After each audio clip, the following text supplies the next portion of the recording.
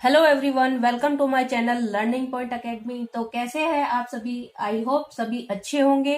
तो दोस्तों, आज मैं आपको करवाने वाली हूँ गाला का क्वेश्चन पेपर नंबर 2, जिसके अंदर अपन सेक्शन सी कंप्लीट करेंगे। ये अपना स्टैंडर्ड वालों का पेपर है, ठीक है। बेसिक वालों का करवा चुकी हूँ, ये स्टैंडर्ड वालों का है। सेक्शन सी में अपने 3 मार्क्स के क्वेश्चन रहेंगे। टोटल 9 क्वेश्चन होंगे, जिसके अंदर आपको 6 क्वेश्चन अटेम्प्ट करने होंगे, ठीक है। तो चलिए बढ़ते हैं अपने क्वेश्चन की तरफ में। फर्स्ट क्वेश्चन है अपना 38 नंबर का। व्हेन द पोलिनोमियल, ये एक पोलिनोमियल गिवन है, is divided by the divisor, इससे डिवाइड करना है।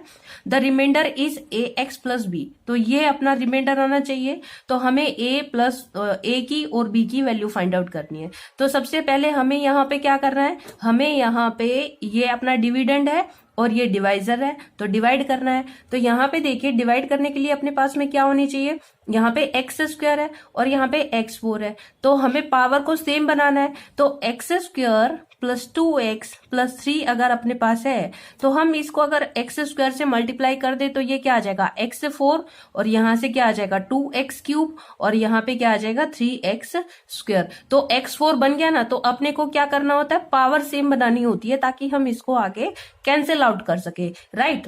तो हम इसको क्या करेंगे, एक्स स्क्वायर से डिवाइड कर दें, एक्स स्क्वायर से इसको मल्टीप्लाई करेंगे। तो इसको मल्टीप्लाई करेंगे तो अपने पास में ये क्या आएगा, x4 plus 2x cube plus 3x square, ये आ गया।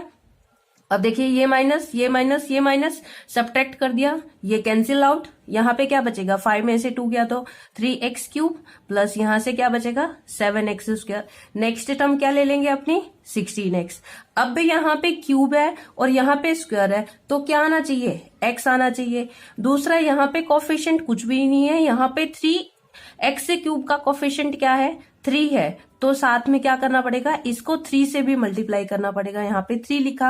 अब यहाँ पे साइन क्या है, प्लस है अपने पास, तो यहाँ पे क्या लिखना पड़ेगा, प्लस का साइन आएगा, राइट। तो ये अपने पास क्या आ जाएगा 3x क्यूब, 3x को अब 2x से मल्टीप्लाई करेंगे तो क्या आएगा 6x स्क्वायर। 3x को जब 3 से मल्टीप्लाई करेंगे तो कितना आ जाएगा 9x।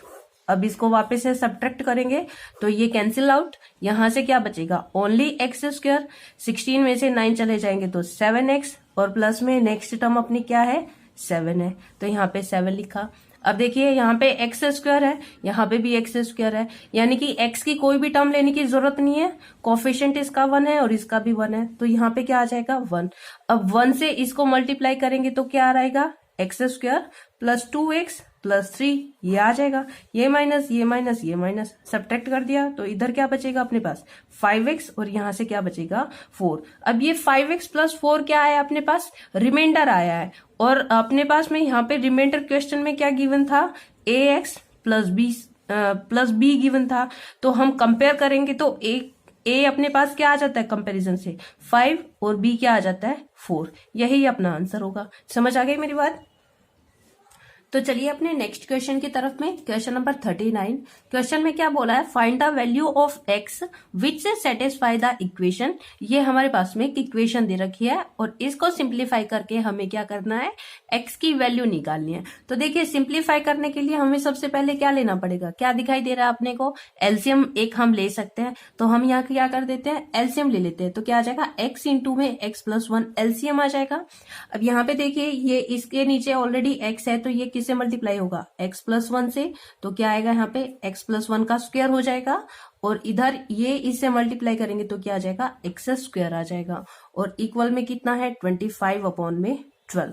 तो यहाँ पे a प्लस बी का होल स्क्वायर हम खोल सकते हैं, तो a प्लस बी का होल स्क्वायर हम फॉर्मूला लगा देते हैं। तो फॉर्मूला लगेगा तो एक्स स्क्वायर, यहाँ पे बता देती हूँ, देखो x प्लस 1 का होल स्क्वायर खोलेंगे हम तो क्या आएगा a square plus b square plus 2a b, ठीक है, ये आएगा। तो इसको सिंप्लीफाई करेंगे तो x square plus 1 plus 2x, ये आना चाहिए। तो यहाँ पे क्या लिखेंगे, x square plus 1 plus 2x, और प्लस में इधर क्या है एक्स स्क्वायर, और डिवाइड में इसको भी मल्टीप्लाई कर देते हैं। तो ये मल्टीप्लाई करने पे क्या आएगा, एक्स इंटू एक्स प्लस 1, और इक्वल में अपने पास क्या है 25 अपॉन में 12, राइट। अब देखिए, x square plus x square क्या हो जाएगा हमारे पास 2x स्क्वायर, प्लस में 2x, और प्लस में 1। इसको एक ऑर्डर में लिख लेते हैं, यही अपना ऑर्डर चलता है क्वाड्रेटिक इक्वेशन के लिए, ठीक है। और इसको मल्टीप्लाई करेंगे तो ये क्या आएगा, x square plus x equal में 25 अपॉन में 12, ये आ गया। अब हम इसको क्या कर लेते हैं, क्रॉस मल्टीप्लाई कर लेते हैं, ठीक है। तो क्रॉस मल्टीप्लाई करेंगे तो 12 किससे मल्टीप्लाई होगा, 2x square plus 2x plus 1 से, और इक्वल में 25 इंटू में ये 25 से मल्टीप्लाई हो जाएगा, तो एक्स स्क्वायर प्लस एक्स, ये आ गया। समझ आ गई इतनी बात। अब देखिए 12 को इससे मल्टीप्लाई करेंगे तो कितना आएगा, 24x square plus 24x plus 12 equal 25 को एक्स स्क्वायर से मल्टीप्लाई करेंगे तो 25x स्क्वायर प्लस में 25x। इतनी बात समझ आ गई।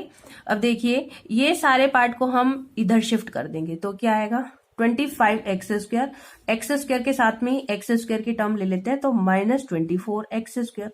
अब फिर प्लस का 25x है और ये 24x को इधर शिफ्ट करेंगे तो माइनस का 24x, और ये 12 को भी इधर शिफ्ट करेंगे तो माइनस 12 इक्वल 0। इतनी बात समझ आ गई। अब 25 में से 24 चला जाएगा तो एक्स स्क्वायर, 25 में से 24 चला जाएगा तो प्लस का x, और माइनस 12 इक्वल 0।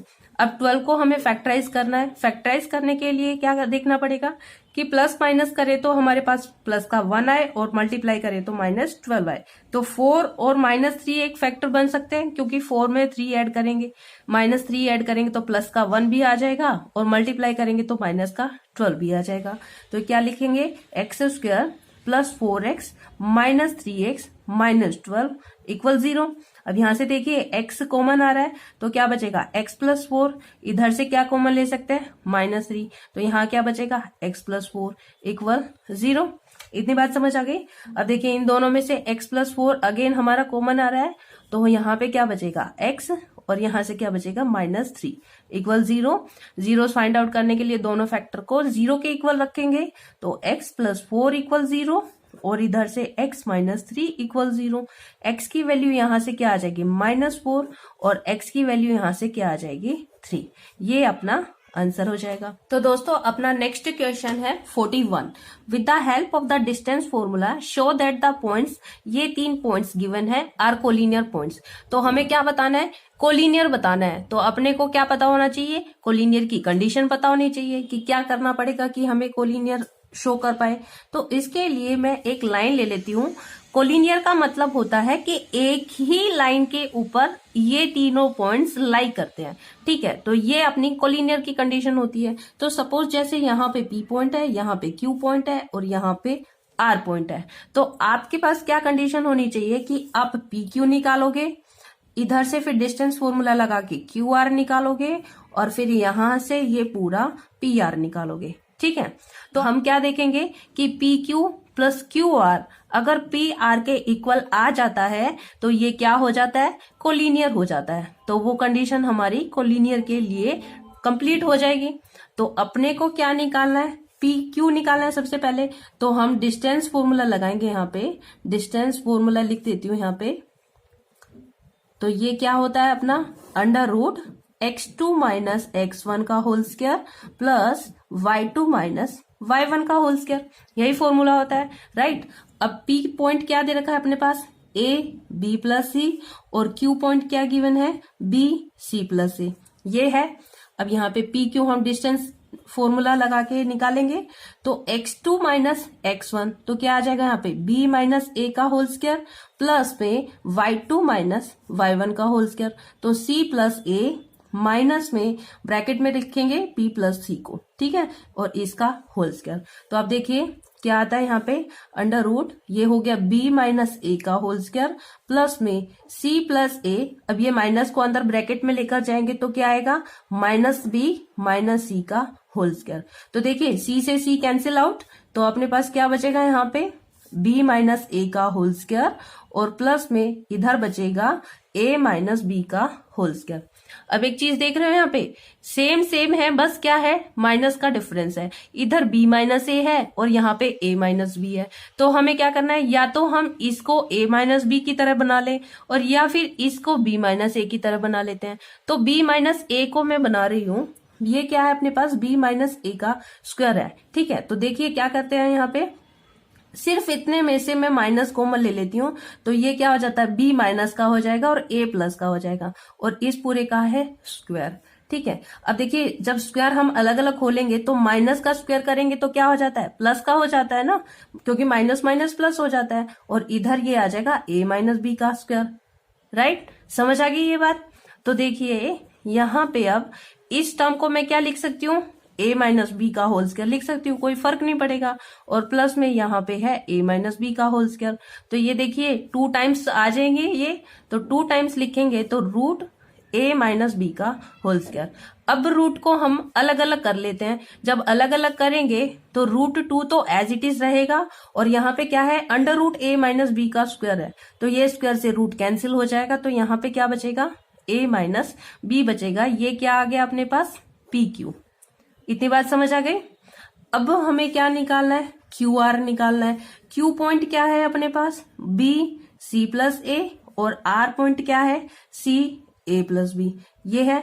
अब क्यू आर जब हम निकालेंगे तो under root x2 minus x1 का स्क्वायर, तो यहाँ पे क्या आएगा, c माइनस बी का स्क्वायर प्लस में a प्लस बी। अब मैं यहाँ पे डायरेक्ट माइनस करके लिख देती हूँ, ठीक है, क्योंकि यहाँ पे पूरा एक्सप्लेन करके मैं बता चुकी हूँ आपको। तो c माइनस ए का होल स्क्वायर, तो यहाँ पे क्या आएगा, अंडर रूट, ये देखिए क्या कैंसिल होता है, a से a कैंसिल हो जाएगा, तो क्या बचेगा हमारे पास, c माइनस बी का whole square plus b minus c का होल स्क्वायर। तो यहाँ पे भी क्या कंडीशन बन रही है, वही जो कंडीशन हमारी यहाँ पे बनी थी। तो यहाँ पे हमने माइनस कॉमन लेके जिस तरीके से सॉल्व किया था उसी तरीके से यहाँ पे कर लेंगे। तो ये वापिस से मैं आपको एक्सप्लेन नहीं करूंगी, तो इसको यहाँ पे डायरेक्ट लिख देती हूँ कि b माइनस सी का whole square plus b minus C का होल स्क्वायर। तो ये क्या आ जाएगा, twice of b minus C का होल स्क्वायर आ जाएगा। अब जैसे हमने यहाँ पे ये सॉल्व किया था कि रूट 2 तो एज इट इज आ जाएगा, और b माइनस सी का स्क्वायर है तो वो रूट से कैंसिल हो जाएगा, और क्या बचेगा यहाँ पे, b माइनस सी। तो ये क्या आ जाएगा अपने पास, क्यू आर आ गया। अब इसी तरीके से हमें पी आर निकालना है, तो p पॉइंट क्या है अपने पास, a b प्लस सी, और r पॉइंट क्या है हमारे पास, c a प्लस बी, ये पॉइंट है। तो यहाँ पे देखिए इसमें भी वही फॉर्मूला लगाना है, तो यहाँ पे पी आर हम निकालेंगे तो under root x2 minus x1 का होल स्क्वायर, तो क्या c माइनस a का होल स्क्वायर प्लस में a प्लस बी, तो यहाँ पे मैं माइनस करके लिख देती हूँ वापस से, तो माइनस b माइनस c का होल स्क्वायर। जैसे मैंने यहाँ पे लिखा था ना वैसे ही मैंने यहाँ पे कर दिया डायरेक्ट। तो देखिए b से b कैंसिल आउट, क्या बचेगा यहाँ पे, c माइनस ए का whole square plus a minus C का होल स्क्वायर। तो फिर से वही वाली कंडीशन बन गई यहाँ पे, तो हमने जिस तरीके से यहाँ पे सॉल्व किया था तो उसी तरीके से यहाँ पे लिख देते हैं सिमिलरली। इसको क्या लिख देती हूँ, a माइनस सी का होल स्क्वायर प्लस में a माइनस सी का होल स्क्वायर। तो ये क्या हो जाएगा, under root twice of a minus C का होल स्क्वायर हो जाएगा। अब रूट को हम हटाएंगे तो ये क्या आएगा, रूट 2, और इधर क्या आ जाएगा, a माइनस सी। तो यहाँ पे देखिए ये आ जाएगा पी आर। अब देखिए यहाँ पे आप कहोगे कि इन मतलब लग तो नहीं रहा है, लेकिन हमें ये कंडीशन के अंदर रखना पड़ेगा, क्योंकि यहाँ पे हमें चेक नहीं करना, शो करना है। यानी कि कोलिनियर तो है, उसने बोला कि कोलिनियर तो है, लेकिन आपको शो करना है। तो हमें यहाँ पे शो करने के लिए क्या करेंगे, पी क्यू प्लस में क्यू आर और इक्वल में पी आर।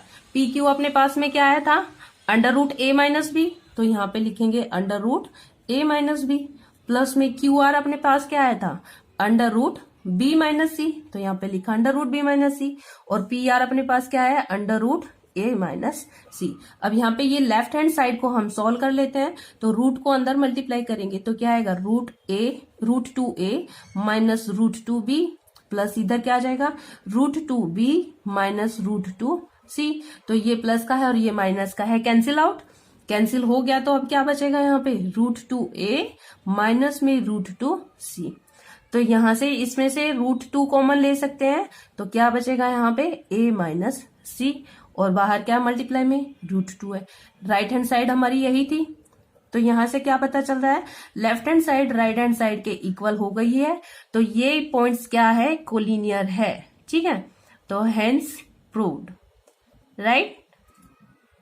तो दोस्तों करते हैं अपना नेक्स्ट क्वेश्चन 42। क्वेश्चन में बोला है इफ मीन पॉकेट अलावेंसेस ₹18।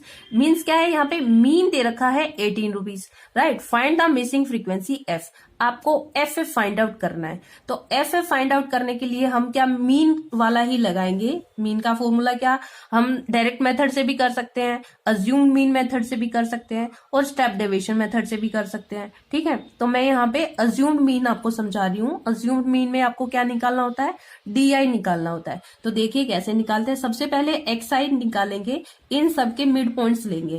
तो 11 का और 13 का मिड पॉइंट क्या होता है, 12। और आप ऐसे भी कर सकते हो कि lower limit plus upper limit divide में 2, तो ये 24/2, तो कितना आ जाता है 12। तो यहाँ पे लिख देंगे 12। अब हर बार हमें यही सब करने की जरूरत नहीं है, हम यहाँ पे देख लेंगे इसके बीच का गैप कितना है, 2 का गैप है ना, तो 2 हम यहाँ पे ऐड करते हुए चलेंगे। तो 14, 16, 18, 20, 22 और 24 ये आ गया। अब XI आ गया, यहाँ पे हम अज्यूम कर लेते हैं, ये हमने अज्यूम कर लिया, मीन को अज्यूम कर लिया। तो DI निकालने के लिए अपना को क्या करना होता है, XI में से हम A माइनस कर देते हैं। तो 18 में से 18 माइनस करेंगे 0, 16 में से 18 माइनस करेंगे -2, 14 से 18 माइनस करेंगे तो -4, 12 से 18 माइनस करेंगे तो -6, और यहाँ पे 20 से 18 माइनस करेंगे 2, 22 से माइनस करेंगे तो 4, और 24 से माइनस करेंगे तो 6, राइट। अब नेक्स्ट क्या होता है, FI/DI निकालना होता है हमें। तो FI/DI निकालेंगे तो F को यहाँ से DI से मल्टीप्लाई करेंगे, तो क्या आएगा यहाँ से -42, यहाँ पे आ जाएगा कितना -24, यहाँ आ जाएगा -18, ये आ जाएगा 0, यहाँ पे आ गया 22F, और इधर आ जाएगा 20, और यहाँ पे आ जाएगा 24। अब यहाँ पे क्या करना है, इन तीनों को ऐड करना है, तो ये 44 + 2F आ जाएगा, और इधर इन तीनों को ऐड करेंगे तो माइनस का 84, और इस पूरे को अब हम ऐड करेंगे, यानी कि यहाँ पे -84 भी ऐड करना है, तो कितना आएगा यहाँ पे -40 + 2F, ये आ गया अपने पास। अब यहाँ पे हमें समीशन ऑफ FI भी फाइंड आउट करना है, तो समीशन ऑफ FI अपने पास क्या आ जाता है, 44 प्लस में F। इतनी बात समझ आ गई। अब हमारे पास में सारी वैल्यूज आ गई है, हम मीन का फॉर्मूला लगा देते हैं। अज्यूम्ड मीन में क्या फॉर्मूला होता है, x बार इक्वल होता है A plus summation of FI/DI divide में समीशन ऑफ FI। तो x बार अपने पास क्या गिवन था, 18, A हमने क्या लेट किया था 18, प्लस में समीशन ऑफ FI/DI कितना आया है -40 + 2F, और समीशन ऑफ FI कितना आया है 44 + F। इतनी चीज समझ आ गई। अब देखिए इधर 18 से 18 कैंसिल आउट हो सकता है, या तो आप इधर भी शिफ्ट कर सकते हो। तो क्या हो जाएगा 18 - 18 इक्वल -40 + 2F और डिवाइड में 44 प्लस में F, राइट। तो 18 से 18 माइनस हो गया 0 इक्वल -40 + 2F अपॉन में 44 प्लस F। इसको क्या करेंगे, क्रॉस मल्टीप्लाई। तो क्रॉस मल्टीप्लाई करने पे क्या आ जाएगा, 0 इक्वल -40 + 2F, -40 को इधर शिफ्ट करेंगे तो 40 इक्वल 2F। F अपने पास क्या आ जाएगा 40/2 यानी कि 20। तो अपनी मिसिंग फ्रीक्वेंसी कितनी आ गई है 20, ठीक है। तो दोस्तों अपना नेक्स्ट क्वेश्चन है 43। क्वेश्चन में गिवन है if ABC are the sides of a right angle triangle where C is the hypotenuse, prove that the radius of the circle which touches all the sides of the triangle is given by ये। तो क्या दे रखा है, पहले एक right angle triangle दे रखा है, यहाँ पे मैं एक राइट एंगल ट्रायंगल ले लेती हूँ इस तरीके से, ठीक है। अब क्या दे रखा है, इसके अंदर एक सर्कल दे रखा है जो इसकी तीनों साइड्स को टच कर रहा है, ये टच करवा दिया। अब क्या बोला है कि जो हाइपोटेन्यूज है यानी कि ये जो लेंथ है ये क्या दी हुई है C, और बाकी की जो 2 लेंथ है वो A और यहां से B, ठीक है। तो नेमिंग कर लेते हैं, ये A है, ये B है और ये C है, और ये जो टच कर रही है उसके पॉइंट्स ले लेते हैं हम। ये सेंटर ले लेते हैं हम M, ये पॉइंट ले लिया हमने N, और ये पॉइंट ले लेते हैं F, और यहां से ये वाला पॉइंट ले लेते हैं R। इतनी चीज समझ आ गई। अब देखिए अपने पास थ्योरम ये होती है कि पॉइंट ऑफ कांटेक्ट पे यानी कि कोई भी टेंजेंट होता है उसके पॉइंट ऑफ कांटेक्ट पे सेंटर से कोई लाइन पड़ती है तो वो क्या होता है, परपेंडिकुलर होता है। तो ये रेडियस हो गया, मतलब जो टेंजेंट के ऊपर क्या पड़ रहा है, रेडियस पड़ रहा है ना, तो वो रेडियस क्या होगा 90 डिग्री का एंगल बनाएगा। इसी तरीके से ये टेंजेंट हम यहाँ पे पढ़वा देते हैं, तो ये क्या हो जाता है, 90 डिग्री का एंगल बन गया ये भी। और ये ट्रायंगल में राइट एंगल ट्रायंगल तो गिवन ही था, तो ये भी 90 डिग्री का एंगल गिवन था। तो देखिए कोई भी क्वाड्रिलेटरल होता है, क्वाड्रिलेटरल में चारों एंगल का सम कितना होता है, 360 डिग्री। 390 के एंगल है, तो ये वाला एंगल भी क्या बन जाएगा, 90 डिग्री हो जाएगा। ये भी 90 डिग्री, ये भी 90 डिग्री और ये भी 90 डिग्री। सपोज मैं यहां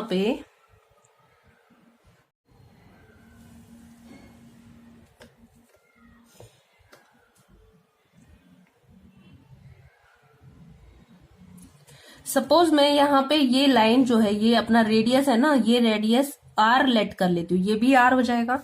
तो यहाँ पे लिख देते हैं let radius of circle is are.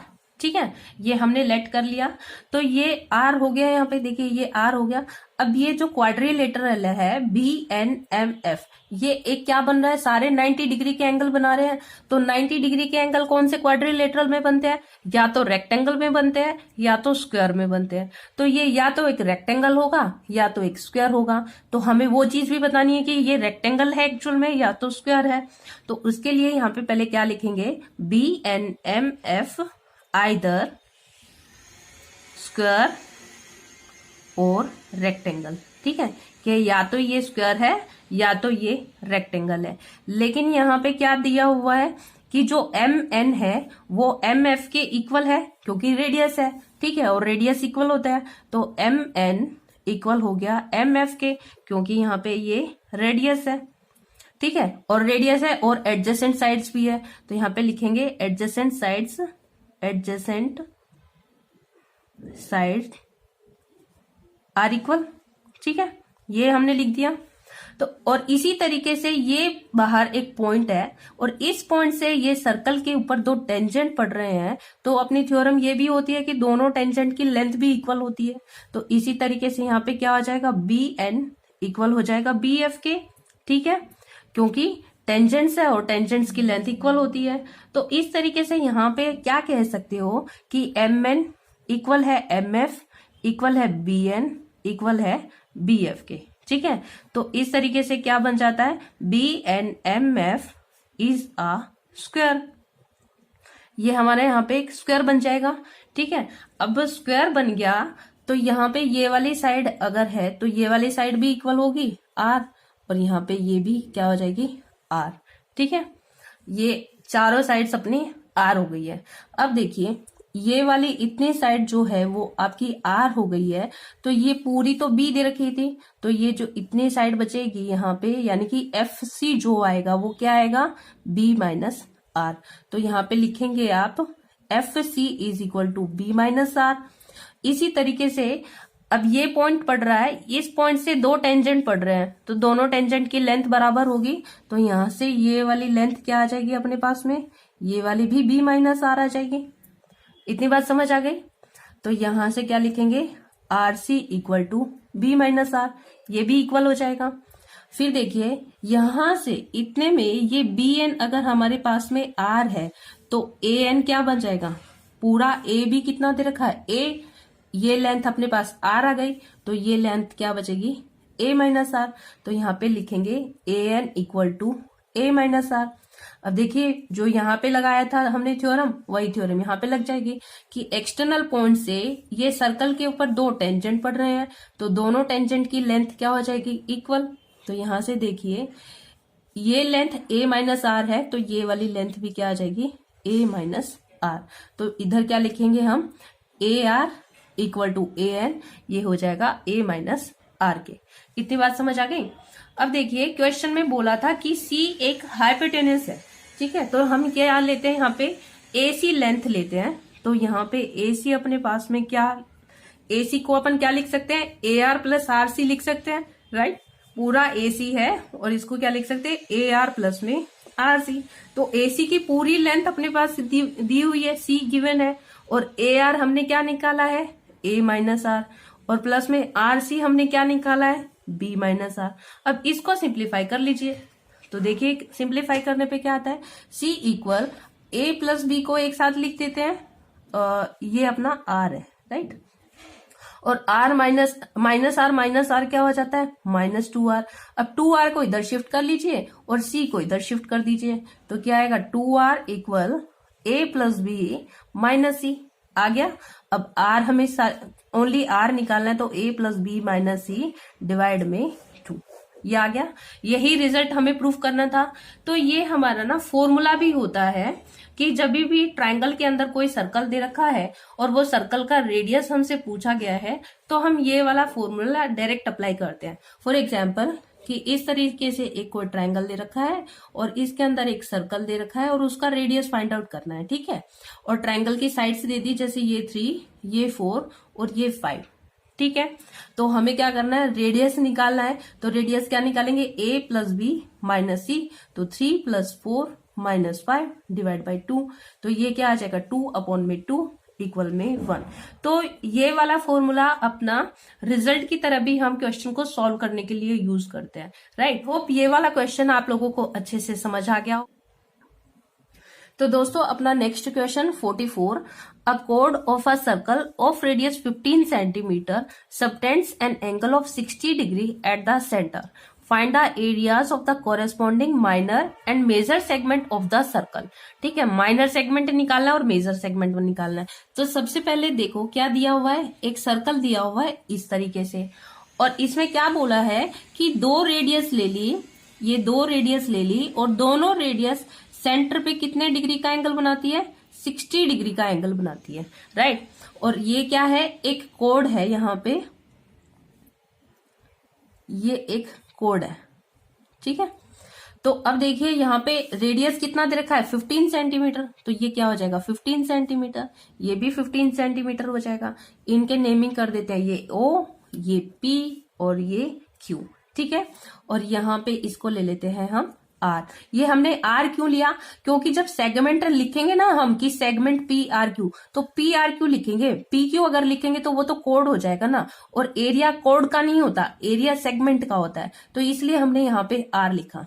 तो ये माइनर सेगमेंट हमें निकालना है। अब देखिए ये माइनर सेगमेंट किस तरीके से निकलेगा, ये पूरा हम सेक्टर का एरिया निकाल देंगे, सेक्टर में से ये वाला ट्रायंगल का एरिया माइनस कर देंगे, तो ये क्या आ जाएगा अपने पास में माइनर सेगमेंट का एरिया आ जाएगा।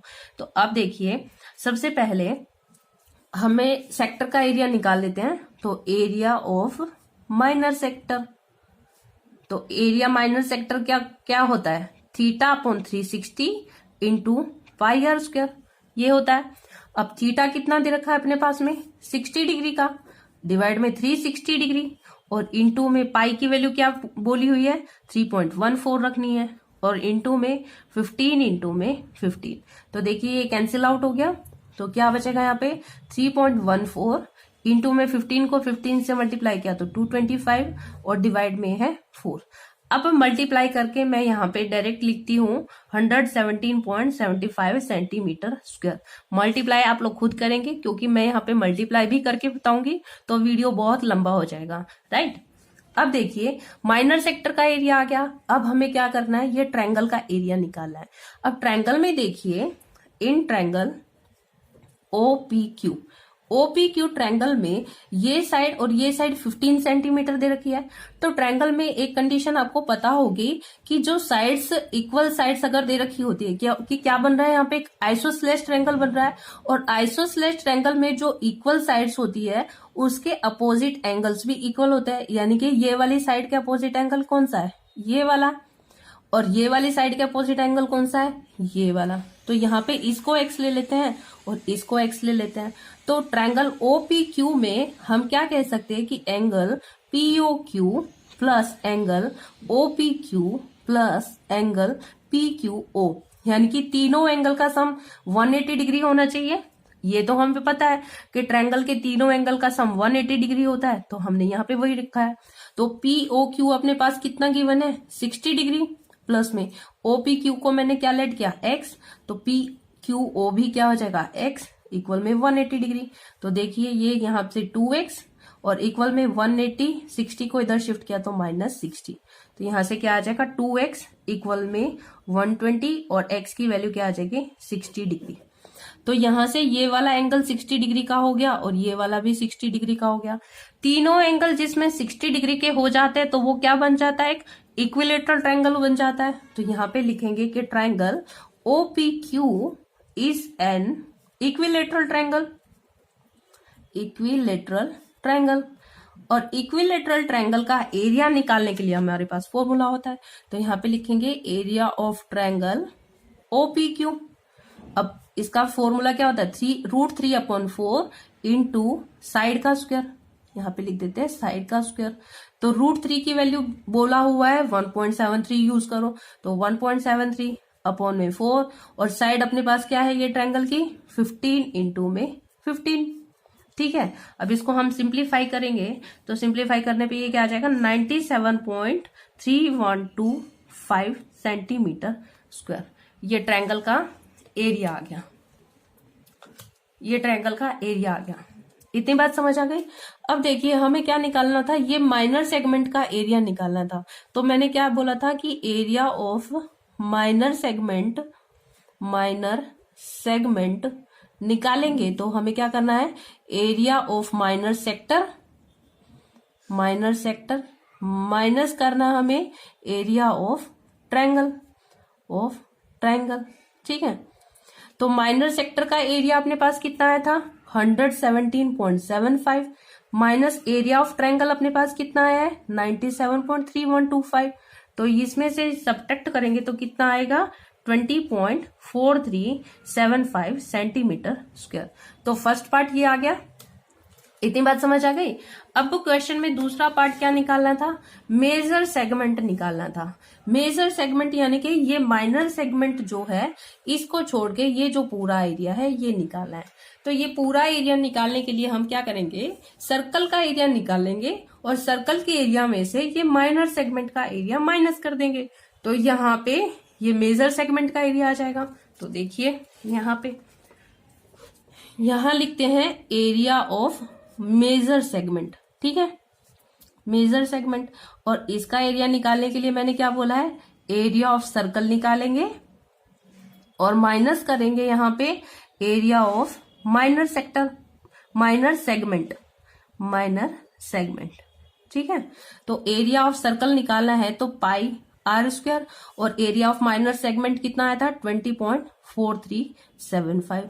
तो पाई की वैल्यू हमें क्या रखनी है 3.14 और इंटू में रेडियस कितना है 15 इंटू 15 माइनस में 20.4375। राइट, अब इन तीनों को मल्टीप्लाई करेंगे तो क्या आना चाहिए 706.5 माइनस करेंगे यहाँ पे 20.4375। तो यहाँ पे इतना आ गया। तो इसमें से हम माइनस कर देंगे तो ये अपने पास कितना आ जाएगा 686.0625 सेंटीमीटर स्क्वायर। ये एरिया आ गया हमारे पास किसका, मेजर सेगमेंट का। समझ आ गई मेरी बात। आई होप ये वाला क्वेश्चन आपको अच्छे से समझ आ गया होगा। तो दोस्तों अपना नेक्स्ट क्वेश्चन 45 क्वेश्चन में बोला है A cubical block of size 7 centimeter is surmounted by a hemisphere. What is the greatest diameter the hemisphere can have? Find the surface area of the solid.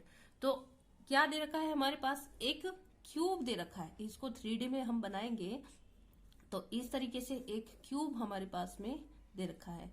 ठीक है, ये क्यूब बन गया और ये क्यूब की जो साइड दे रखी है वो कितनी है 7 सेंटीमीटर।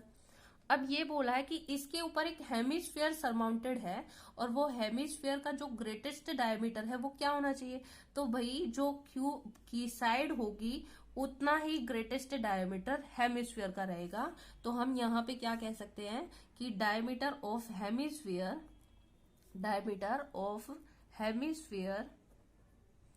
कितना हो जाएगा 7 सेंटीमीटर। तो रेडियस कितना हो जाएगा, हाफ कर देंगे 7/2 सेंटीमीटर।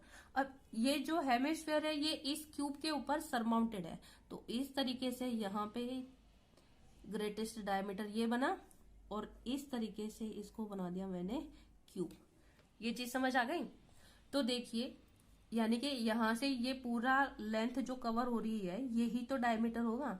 तो डायमीटर 7 सेंटीमीटर आ गया और रेडियस 7/2 सेंटीमीटर। और हमें क्या करना है, ये सरफेस एरिया निकालना है। ये जो अपना सॉलिड बनेगा ना, ये सॉलिड का सरफेस एरिया बताना है। तो यहाँ पे लिखेंगे सरफेस एरिया ऑफ सॉलिड। तो इसमें हम क्या क्या चीजें लेंगे, सबसे पहले तो क्यूब की जो 6 की 6 साइड है वही यूज हो रही है। तो यहाँ पे लिखेंगे टोटल सरफेस एरिया। भाई हमें यहाँ पे क्यूब का टोटल सरफेस एरिया लेना पड़ेगा ना, क्योंकि 6 की 6 साइड्स यूज हो रही है। तो total surface area of cube plus में दूसरा क्या लेना है, स्फीयर का हमारा खाली ये वाला एरिया यूज होगा। ठीक है, तो ये वाला एरिया अपना क्या होता है, कर्व सरफेस एरिया। तो प्लस में क्या आएगा, CSA ऑफ हेमिस्फीयर। हेमिस्फीयर का कर्व सरफेस एरिया लिया। अब माइनस करेंगे हम यहाँ पे क्या, देखो ये वाली जो साइड है वो क्यूब की साइड में हमने अज्यूम कर ली है, मतलब ले ली है। तो क्यूब की ये वाली साइड जब यूज हो चुकी है तो वापस से हम ये हेमिस्फीयर के सर्कल के हेमिस्फीयर के बेस के लिए वो साइड फिर से नहीं लेंगे, क्योंकि 2 बार यूज हो चुका है ना ये वाला एरिया। एक बार तो हम क्यूब में ले चुके हैं, अब हम वापस से हेमिस्फीयर में थोड़ी लेंगे। तो यहां से इसका जो बेस है वो माइनस कर देंगे। तो यहाँ पे क्या आ जाएगा, माइनस करेंगे base area of hemisphere. Base area of hemisphere हम यहाँ से माइनस कर देंगे। अब जो आपके फॉर्मूले है वो फॉर्मूले रख दीजिए। तो टोटल सरफेस एरिया क्यूब का क्या होता है, 6a² प्लस में curve surface area of hemisphere क्या होता है, 2πr², और माइनस में बेस एरिया ऑफ हेमिस्फीयर क्या हो जाएगा, πr², क्योंकि बेस क्या होता है, एक सर्कल की तरह होता है ना, ऐसे सर्कल की तरह। तो सर्कल का एरिया माइनस कर दिया। अब 6 इंटू क्या साइड दे रखी है, 7 इंटू 7 प्लस में 2πr में से πr² में से πr² चला जाएगा। तो क्या बचेगा यहाँ पे, πr² ही बचेगा। ठीक है, तो 6 इंटू 7 इंटू 7 प्लस में पाई की वैल्यू क्या है अपने पास में 22/7, और रेडियस क्या है 7/2 इंटू में 7/2। तो 7 से 7 कैंसिल आउट, 2 से 11 कैंसिल आउट। इन तीनों को हम मल्टीप्लाई करेंगे तो क्या आएगा अपने पास 294, और 11 को 7 से मल्टीप्लाई करेंगे तो 77 डिवाइड में 2। अब देखिए 294 प्लस 77 को 2 से डिवाइड करेंगे तो कितना आएगा 38.5। तो अब इनको ऐड करने पे क्या आएगा 332.5 सेंटीमीटर स्क्वायर। ये एरिया आ गया है हमारे पास में किसका, ये जो ब्लॉक था हमारा, जो सॉलिड ब्लॉक था, इसका एरिया आ गया। तो आपको सिर्फ क्या ध्यान रखना है कि टोटल सरफेस एरिया तो हमने लिया है क्यूब का। अब क्यूब में हमें सारी साइड्स ले चुके हैं, इसलिए जो बेस एरिया रहेगा ना हेमिस्फीयर का वो हमें माइनस करना पड़ेगा। यही इस क्वेश्चन में मेन लॉजिक है। समझ आ गई मेरी बात। तो दोस्तों अपना नेक्स्ट क्वेश्चन है 46। क्वेश्चन में क्या बोला है, a hemispherical tank full of water is emptied by a pipe at the rate of इतना लीटर पर सेकेंड। ठीक है, how much time will it to take to empty half the tank if it is 3 metre in diameter. यानी कि वो tank किस shape का है, hemispherical shape का है। ठीक है, और डायमीटर क्या दे रखा है उसका 3 मीटर दे रखा है। तो इस तरीके से एक हेमिस्फेरिकल टैंक है और जिसका डायमीटर हमारे पास में कितना दे रखा है 3 मीटर। ठीक है, तो यहाँ पे लिखेंगे diameter of hemispherical tank, hemispherical tank कितना है 3 मीटर। तो रेडियस भाई क्या हो जाएगा इसका, हाफ हो जाएगा ना, तो 3/2 मीटर हो जाएगा। अब क्या बोला है उसने कि ये पानी का भरा हुआ है। ठीक है, तो पानी का यानी कि इसका क्या लेना पड़ेगा, वॉल्यूम लेना पड़ेगा ना। तो यहाँ पे वॉल्यूम ऑफ टैंक आ जाएगा कितना 2/3 πr³। तो 2/3 पाई की वैल्यू रखेंगे 22/7 और r हमारे पास क्या है 3/2। तो क्यूब है तो इसको 3/2 इंटू 3/2 इंटू 3/2 ऐसे लिख देते हैं। अब देखिए 3 से 3 कैंसिल आउट, 2 से 2 कैंसिल आउट, 2 से 11 कैंसिल आउट। तो क्या बचेगा 3 3 जा 9, 9 को 11 से मल्टीप्लाई करेंगे तो 99 और डिवाइड में 7 इंटू 2 कितना हो जाएगा 14 मीटर क्यूब। ये आ जाएगा वॉल्यूम। अब यहाँ पे क्वेश्चन में देखिए क्या बोला है, it take to empty half the tank. कितना टैंक खाली करा है, हाफ किया है ना, तो हाफ वॉल्यूम आएगा। तो यहां पे लिखेंगे volume of water to be emptied. कितना एम्प्टी किया है, आधा किया है, तो आधा कर देंगे यहाँ पे। पूरा वॉल्यूम क्या था 99/14 और इसका हाफ करेंगे तो अपॉन में 2 आ जाएगा। तो ये कितना आएगा 99/28 मीटर क्यूब, इतना आ जाएगा। अब आगे देखिए, यहाँ पे ये लीटर पर सेकंड में रेट दिया हुआ है ना, कि खाली करने का जो रेट है वो लीटर पर सेकंड है। तो यहाँ पे हमारे पास जो वॉल्यूम आया है वो तो मीटर क्यूब में आया है, तो हम क्या करते हैं इसको लीटर में कन्वर्ट कर देते हैं। तो आपको एक चीज ध्यान रखनी है कि 1 मीटर क्यूब किसके इक्वल होता है, 1000 लीटर के इक्वल होता है। अब इसके साथ एक एडिशनल भी बता देती हूँ, 1000 सेंटीमीटर क्यूब के अंदर 1 लीटर होता है। तो हमारा यहाँ पे क्या यूज होगा, ये यूज होगा 1 मीटर क्यूब दे रखा है, लीटर में कन्वर्ट करेंगे तो 1000 से मल्टीप्लाई करना पड़ेगा, राइट। तो यहाँ पे क्या आ जाएगा 99/28 इंटू 1000 लीटर, इतना खाली कर रहा है, ठीक है, आधा वॉल्यूम खाली करा है तो इतना लीटर उसने खाली कर दिया। अब देखिए यहाँ पे जो रेट था वो क्या था, 3/4/7 लीटर पर सेकंड था। तो इसको हम पहले सोल्व कर देंगे। तो ये 3/4/7 है, 3 को 7 से मल्टीप्लाई करेंगे तो 21 में 4 ऐड करेंगे तो कितना आएगा 25/7 लीटर पर सेकंड है ना, ये रेट था। तो यहां पे देखिए क्या लिखेंगे, यहाँ पे 25/7 litre of water is emptied in कितने सेकंड में, एम्प्टीड इन 1 सेकंड में निकल रहा है ना, पर सेकंड का रेट दे रखा है। तो 1 सेकंड में इतना लीटर पानी निकल रहा है, तो 1 लीटर पानी कितनी देर में निकलेगा, 1/25/7। इसका रेसिप्रोकल कर देंगे तो क्या आ जाएगा 7/25 सेकंड, इतना टाइम लेगा, ठीक है। और हमारे पास में टोटल वॉल्यूम कितना है, ये है। तो यहाँ पे क्या आ जाएगा 99/28 इंटू 1000 लीटर, खाली करने में कितना टाइम लेगा, ये टाइम से मल्टीप्लाई कर देंगे क्योंकि 1 लीटर के लिए ये टाइम लग रहा है ना, तो इतने लीटर के लिए कितना टाइम लगेगा, इसका मल्टीप्लाई हो जाएगा।